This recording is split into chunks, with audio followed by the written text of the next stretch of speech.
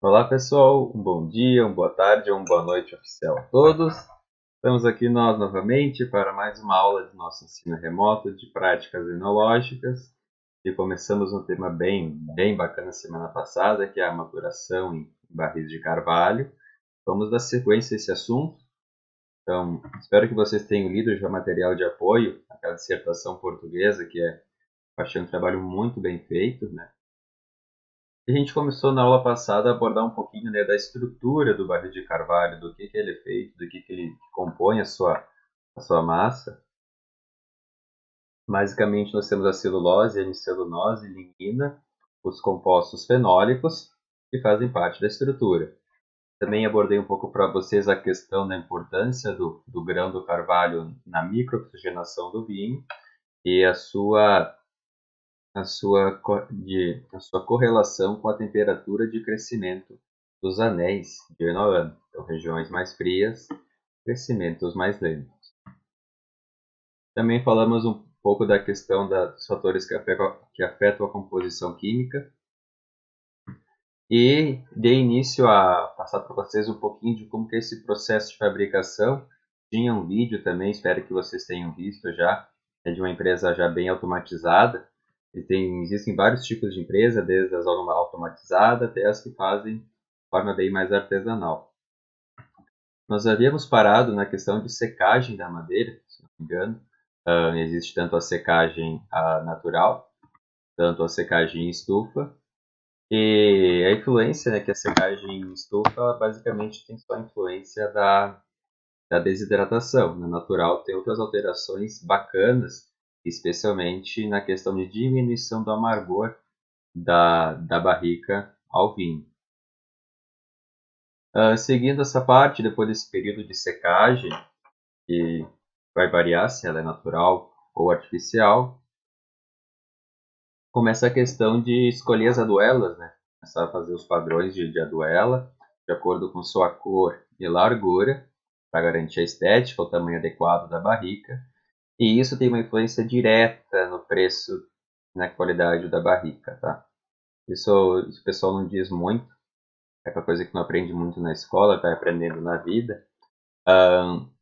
Barricas com as duelas mais largas, com uma largura maior da duela, são melhores e são mais caras.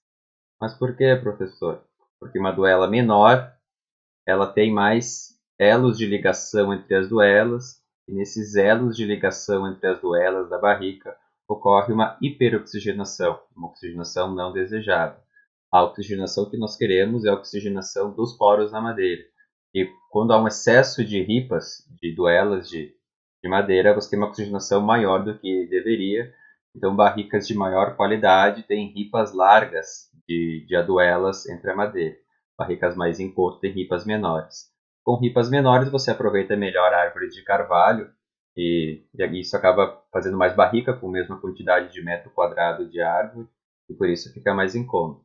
Então, na hora de ver barrica, duela larga se vocês querem algo mais chique.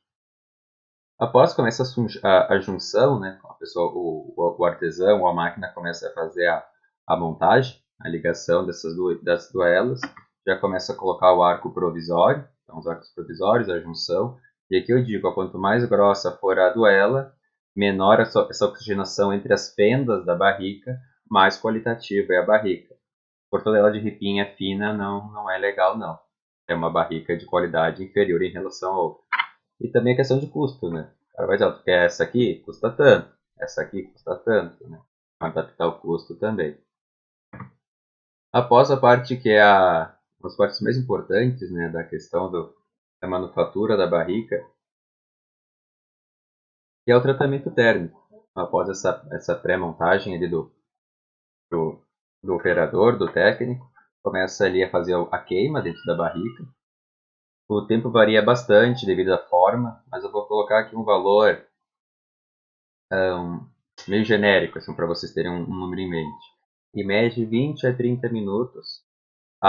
Esse fogo que faz o tratamento térmico tradicionalmente é por restos de madeira, de carvalho. As lascas não aproveitadas no processo de produção da madeira são usadas para fazer a labareda no meio da barrica. Porém, com restos de madeira é difícil tu manter a temperatura do jeito que você quer. É que nem fazer um churrasco, né? A temperatura do fogo varia bastante com o tempo. Então, com o passar dos anos, está se escolhendo formas mais padronizadas de ter esse calor. O uso de gás, então você coloca uma temperatura, né, como se fosse uma boca de fogão, um gás embaixo. Ou recentemente está ganhando muito espaço o uso de vapor superaquecido. É um tipo de toste, de queima através de vapor superaquecido, tosta menos e até dá uma influência sensorial menos pungente do carvalho do que as outras formas de aquecimento. Por fim, depois do tratamento térmico, vai se apertando a parte de baixo da duela. Então, aqui durante o tratamento, tradicionalmente, ali o cestinho com os restos de carvalho.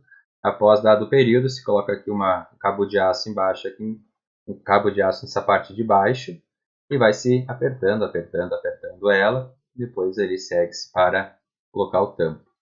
Aqui um exemplo dos tipos principais de tostagem, desde tostagem super baixa até tostagem super alta, e naturalmente os aromas tostados que sentimos no vinho sofrem influência do grau de tostagem. Quanto maior for o nível de tosta, maior vai ser a influência dos aromas tostados no meu vinho. E bom não é bom, é muito gosto pessoal, perfil da vinícola, identidade da região e da propriedade.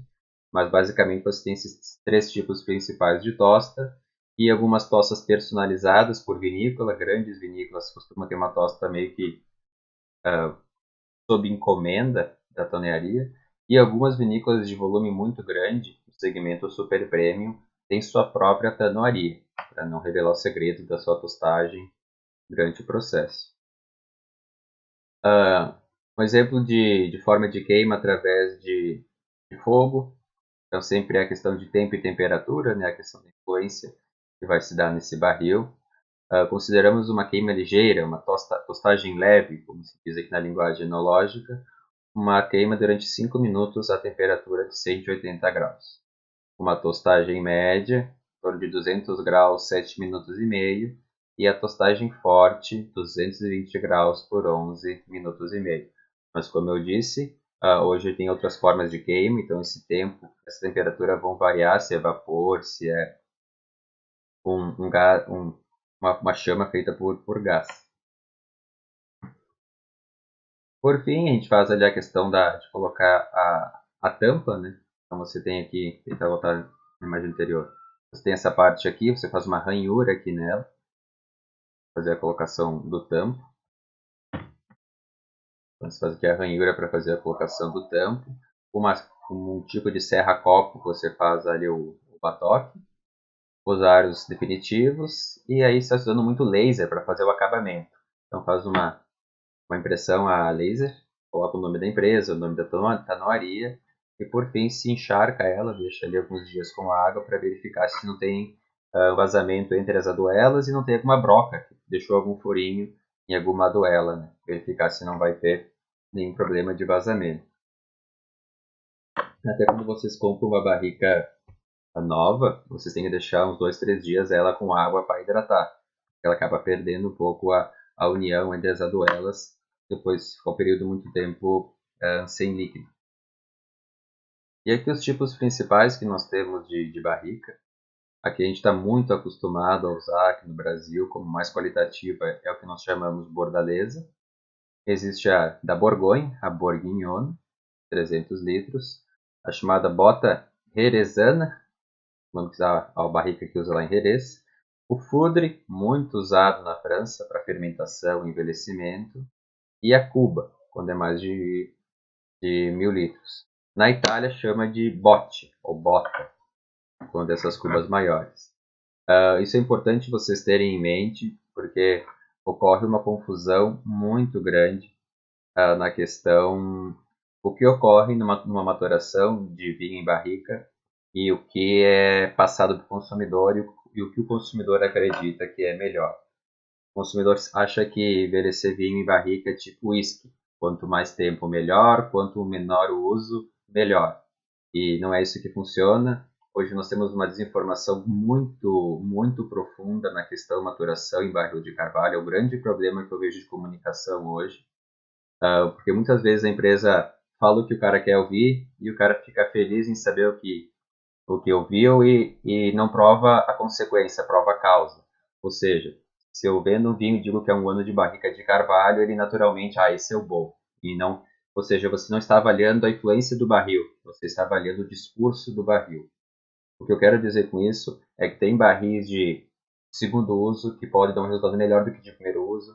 Tem vinhos de barril de volume maior que podem dar uma característica mais interessante do que um barril de volume menor. O barril de volume menor, de 225 litros, no primeiro uso, é quase um extrato de barrica altamente concentrado.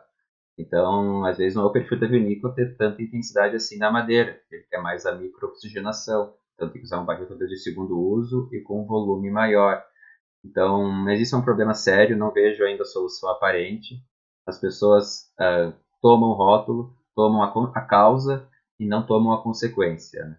Então, a vinícola, para evitar perder venda, sempre diz primeiro uso, 1 ano, 2 anos, como se isso fosse um atestado de qualidade, e na verdade não é. O enólogo não segue essa data cravada, 1 ano, 2 anos, tira da barrica. Ele vai degustando periodicamente até chegar ao ponto que ele julga adequado a retirada do vinho de barrica. E vai variar de vinho para vinho, de ano para ano essa retirada. Só que tem que contar lá no final na venda que ficou 1 ano, 2 anos, 3 anos.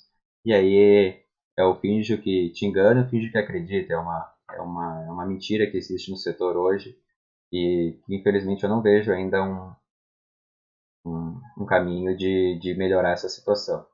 Ainda está se seguindo assim. Então, as salas de barrica, salas bonitas, grandes, é o cartão postal das empresas. E agora a gente vai começar a falar dos compostos, né? A gente falou daqueles compostos principais, dos derivados da lignina, da hemicelulose, da celulose, e os outros compostos, né, que passam bastante, são de tamanho molecular menor e influem bastante no gosto. Os principais, tanino elágico, o famoso tanino hidrolisável, é o tanino da madeira. Polissacarídeos, que existem na madeira, são o principal responsável por dar o volume de boca da barrica, a gordura. É como se fosse a nossa manoproteína que eu citei já em algumas aulas. E os compostos aromáticos, né? A questão das lactonas, aroma lácteo, aroma de baunilha, amêndoa, cravo, e aí vai todos os descritores que provém da madeira. Aqui um esqueminha prático, né, do que acontece, bem simplificado na madeira. Aqui um desenho de uma barrica. Você tem perca de álcool por evapotranspiração. Você tem aqui liberação de compostos fenólicos, entrada de oxigênio, entrada de aromas. Ocorre aqui combinação e polimerização de taninos e antocianinas. Isso dá uma diminuição da astringência, estabiliza a cor e com o tempo também pode precipitar, né? A molécula pode ficar muito grande e acaba decantar alguma parte na base. E vamos deixar o foco dessa aula, agora propriamente dita, de começar a falar um pouquinho dessa composição química do carvalho. Então, 40% do carvalho é celulose, 25% lignina, 20 hemicelulose, 10 tanino elágico e 5 esses outros compostos, como polissacarídeos e ácido e tanino gálico também. E aqui agora investigando, né? Vamos começar antes pela influência aromática da barrica. Vamos passar um pouquinho sobre os tipos de aroma que a barrica pode passar para o vinho. Essa é uma barrica de demonstração, né? Bota um tampo de vidro para ficar bonito para ver. Aqui é uma vinificação integral quando se fermenta na barrica com casca, semente e a polpa. Quadro com as principais substâncias voláteis, né? Os principais grupos aromáticos que existem no barril e vão para o vinho. Aqui o quadro com a sua origem, o seu descritor, o seu grupo de moléculas químicas e aqui o subgrupo de moléculas químicas. Nós vamos passar um pouquinho sobre todos. Os furanos, que passam as amêndoas. Nós temos aqui os outros heterociclos voláteis, Faço os aromas de caramelo, tostado, café, avelã. Também, infelizmente, existe ácido acético, pode ser passado da madeira para o vinho. Os aldeídos fenólicos, especialmente a vanilina, que é o aroma de baunilha. E aqui dá para ver a sua origem, né? Origem de polissacarídeos, origem da lignina e origem dos lipídios. Especialmente do tratamento térmico em cima desses compostos da madeira. Mais um descritor aromático da baunilha vindo das fenis acetonas. E aqui o nosso tostado, queimado, o cravo de especiaria. E aqui o que a gente não quer, né? Suor de cavalo, etilfenol e etilguaiacol, que é terrível. E aqui o maior descritor aromático do barril de origem americana, que é as octolactonas, que é o coco, aroma de coco, noz de coco e o próprio aroma de madeira mesmo, que provém dos lipídios. Primeiro, investigando ali os furanos e esses outros heterociclos voláteis. Então, toda molécula aromática ela existe um limiar de percepção, que é em espanhol, né, que eu retirei do livro do Zamorra, o umbral de percepção. Então, aqui nós temos todas as moléculas derivadas do furano e cabe a elas a transmitir o aroma de amêndoas, amêndoas tostadas e aqui feno úmido.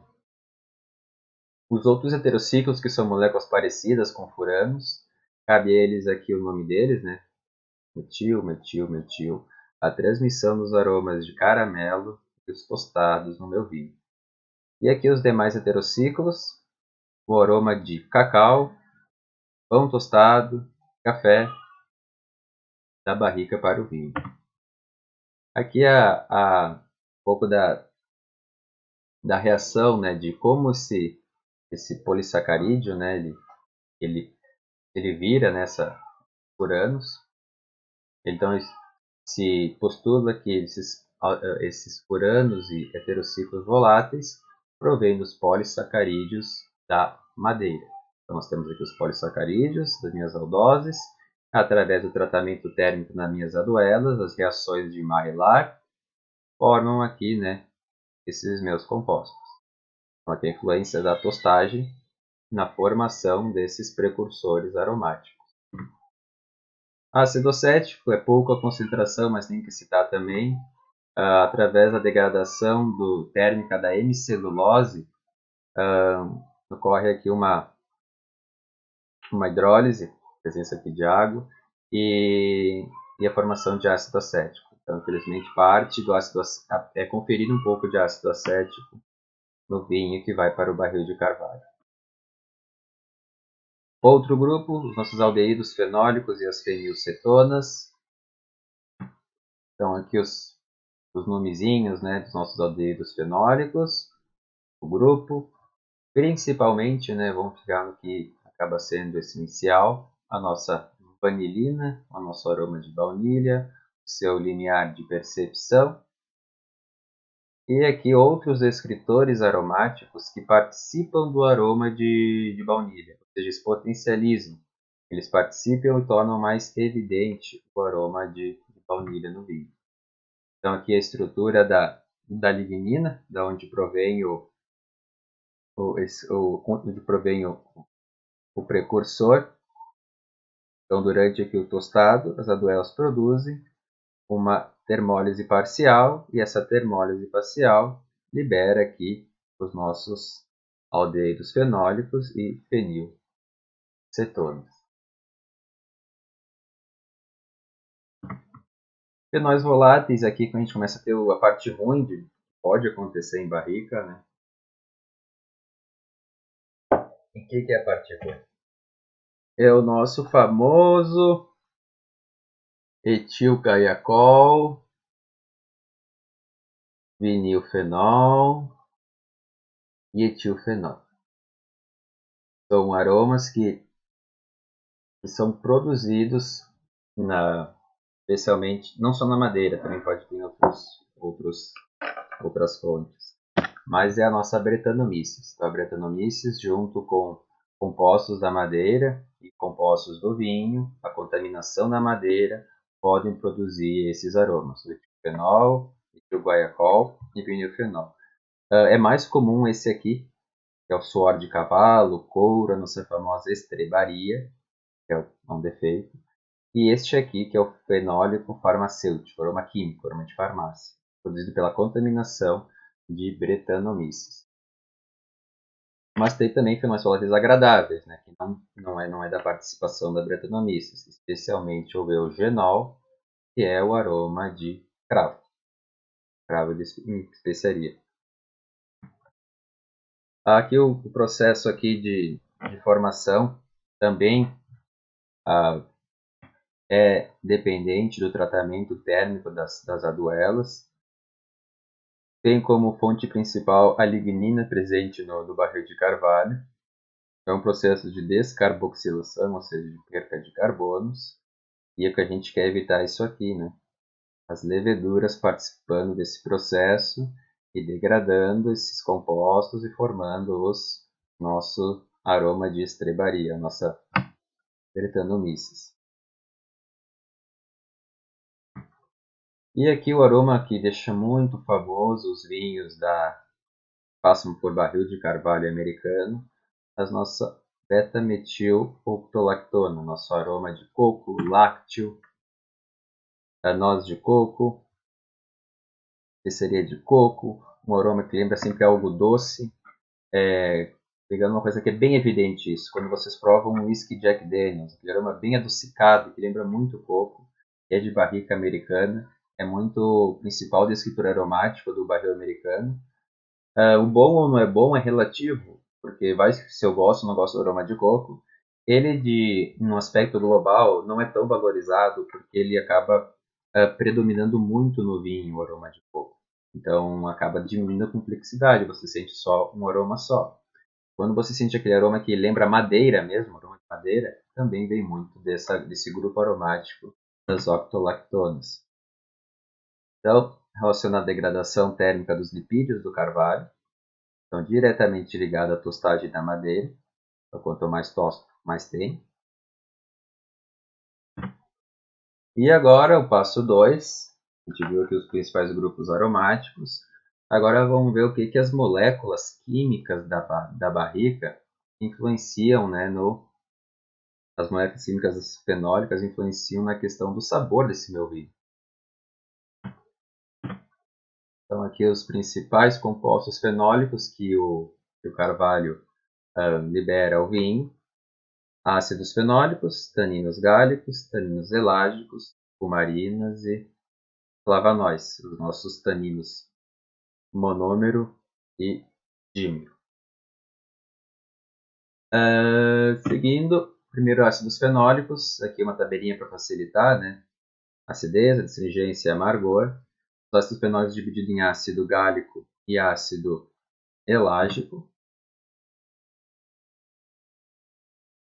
Ponto de vista da contribuição organoléptica, esses nossos dois tipos de ácidos, eles, por ser ácido, acaba aumentando a sensação ácida no vinho, não é tão determinante.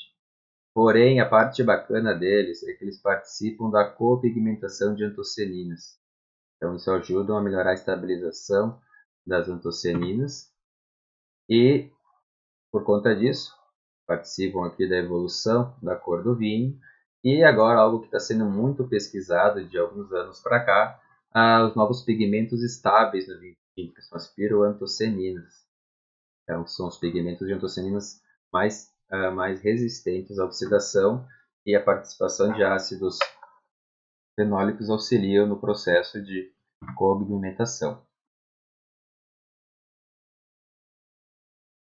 Então, a gente já deu aqui 25 minutos, estou conseguindo manter aqui mais ou menos uma média de aulas não tão pesadas para vocês, que era uma das sugestões de vocês, né, quando a gente fez aquela enquete. Dei mais uma lidinha, eu estou usando muito referência do Fernando Zamorra na questão aqui de composição do barril de carvalho. Vocês viram que na aula passada eu passei uma atividade para fazer uma revisão bibliográfica, então eu deixei um tempo bem elástico, né, para entregar só no dia 1º de março, então vai dar tempo de fazer um trabalho bem legal de pesquisa, para pesquisar os tipos diferentes de barrica, os tipos diferentes de tostagem e a influência dela no vinho. Então, por hoje era isso, gente. Um forte abraço a todos e até a nossa próxima videoaula.